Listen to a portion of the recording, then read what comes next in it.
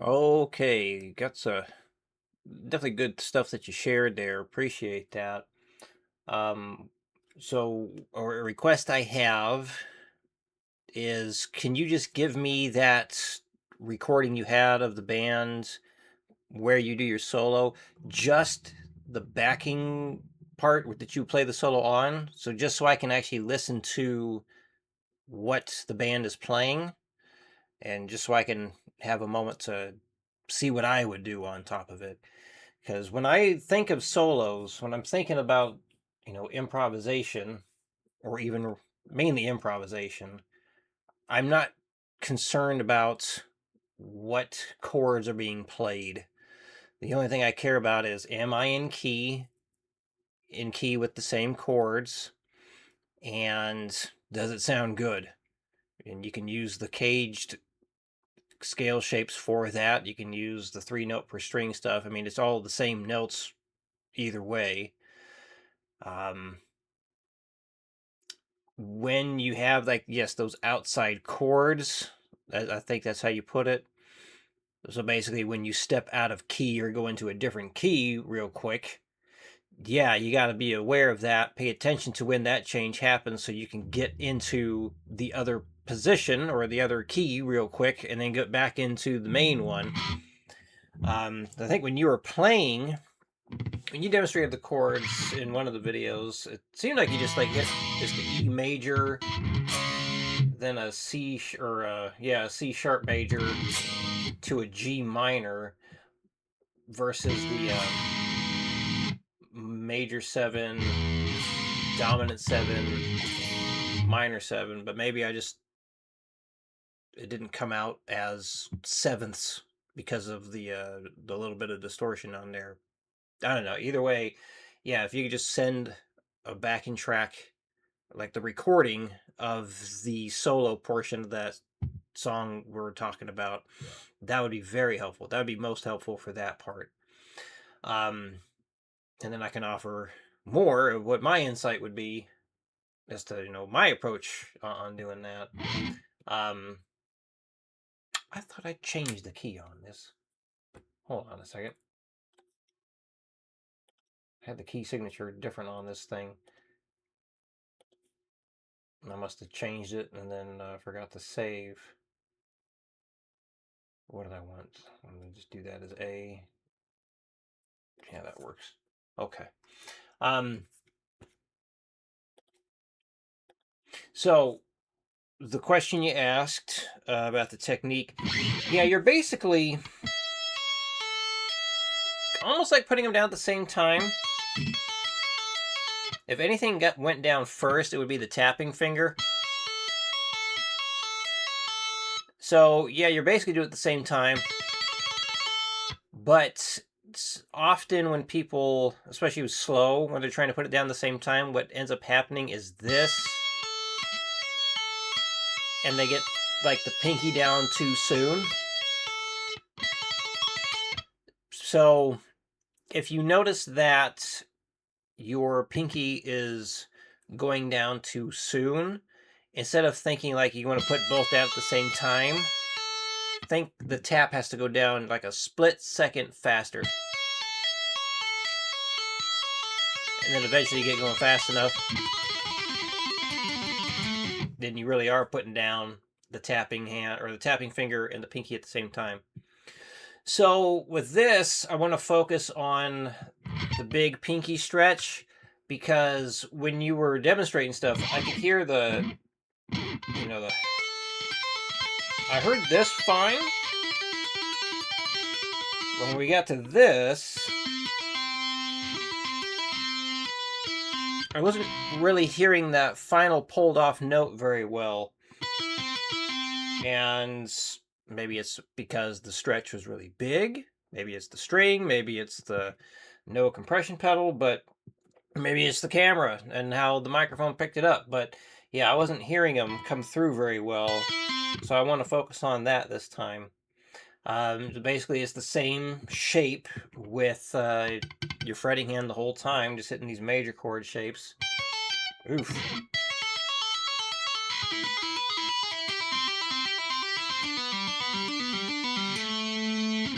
And be careful with this one too. Like I was going to go all the way down and do that instead.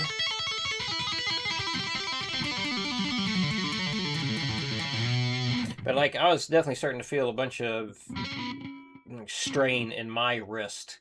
And I was like, yeah, doing something like that for a long practice session could be asking for trouble. So I just cut it down to the top 4 strings. And yeah, just if you start feeling a lot of strain in your wrist here, just take breaks. Like, don't push the strain on that. Like, you want to try and keep that wrist as straight as possible when you're doing these things. So, like, if your wrist is bent like this when you're doing it, like, ooh boy, you're asking for trouble.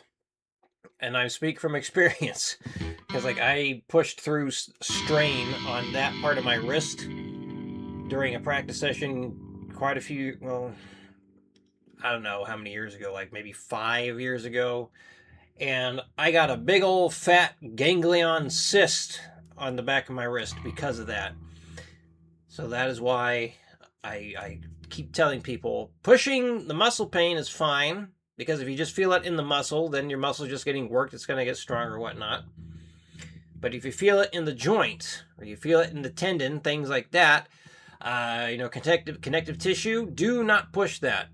Don't do it. You're asking for trouble. And that's why I got these things on right now, because I have been, playing stuff a lot to try and write out some training programs for guitar. My tendons have been getting their butts kicked. So I got these things to alleviate some or reduce tendon tension, so this way I can keep playing and heal from my repetitive strain. So yeah, be careful with this one, because the stretching can do a number on the wrist there if you're not careful. But yeah, let's demonstrate this guy.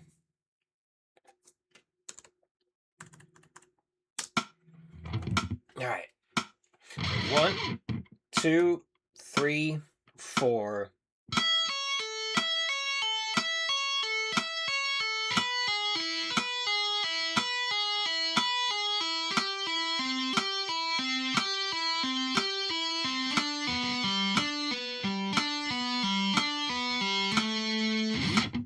One 20, 1, 2, 3, 4.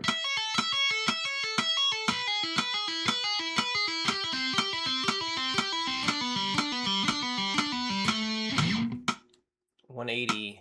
1, 2, 1, 2, 3, 4.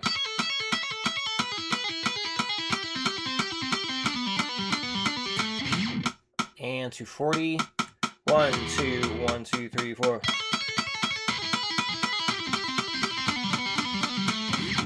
Okay.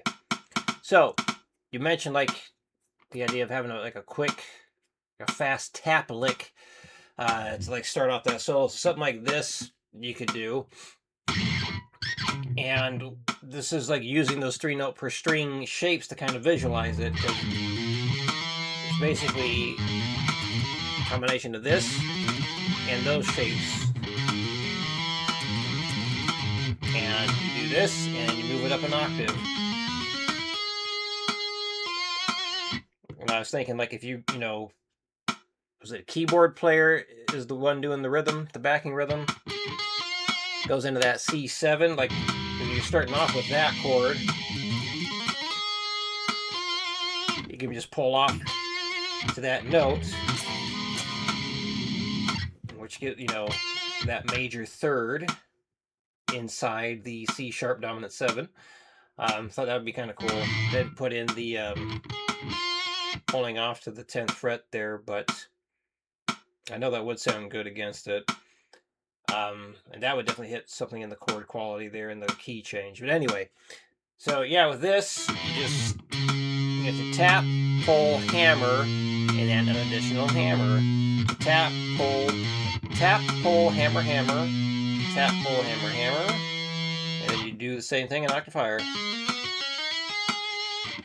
All right, here we go. 1, 2, 3, 4.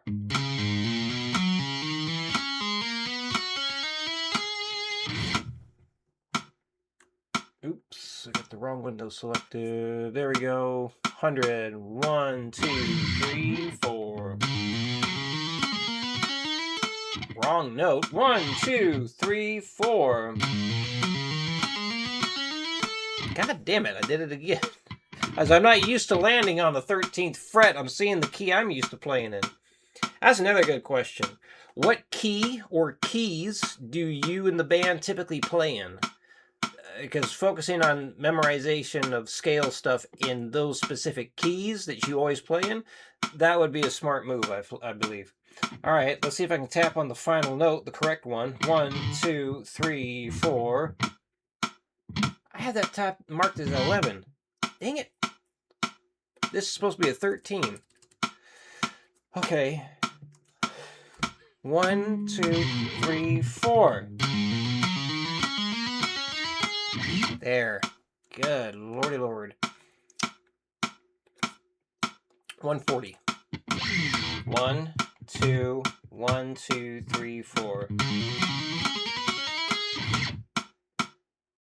And 180. 1, 2, 1, 2, 3, 4. And you can really get going with things like this. 1, 2, 1, 2, 3, 4. 1, 2, 1, 2, 3, 4. 1, 2, 1, 2, 3, 4. 1, 2, 1, 2, 3, 4. 1, 2, 1, 2, 3, 4.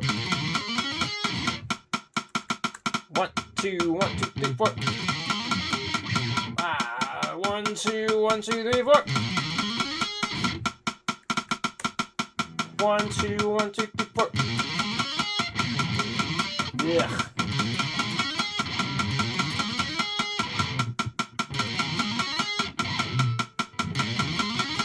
There. So 180 is the shred zone. That's just ridiculous. But man, is it fun. Fun. I need to clean this guitar. Anyway, so yeah, a couple new things to work on there. How is the scale memorization stuff coming with the tapping? And let me know what key you guys typically play in, and send over just the recording of the band playing without your solo, because I want to see what I would do on top of it, just to give more information to help out.